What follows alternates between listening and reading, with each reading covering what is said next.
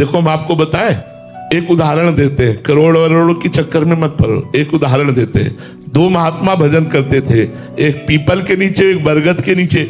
तो वहीं से देवर्षि नारद जी निकले। तो पहले बरगद के वृक्ष वाले महात्मा ने प्रणाम किया, अर्घ पात्र आदि से पूजन किया और कहा देवर्षि नारद जी से प्रार्थना की कि महर्षि आप कभी कभी भगवान नारायण के पास भी जाते हैं, तो कभी मेरी चर्चा चलाना कि वो मुझे कब मिलेंगे। ठीक जब पीपल के वृक्ष के पास से निकले तो उस कुटिया से निकलकर महात्मा चरणों में उनके वंदना की देवर्षि नारद जी के।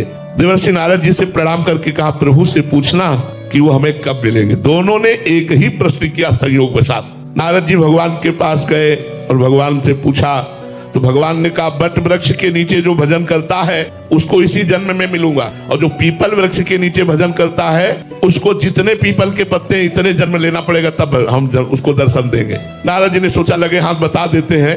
आए तो दोनों प्रसन्न होकर के चरणों में प्रणाम किया। बट वृक्ष वाले ने पूछा, आपने पूछा भगवान? उनका हाँ। भगवान ने कहा इसी जन्म में तुम्हें दर्शन हो जाएगा। वो बड़े आनंदित हुए।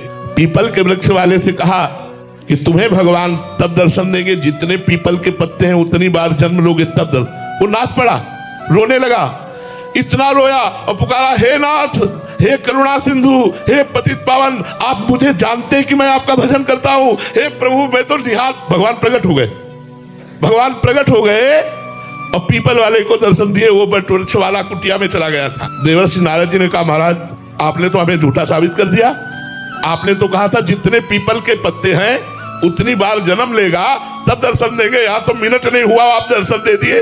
बोले जो भाव स्थिति इसकी आनी थी इतने जन्मों में, वो भाव स्थिति 1 मिनट में आ गई, इसलिए भगवान 1 मिनट में मिल गए। Download share chat.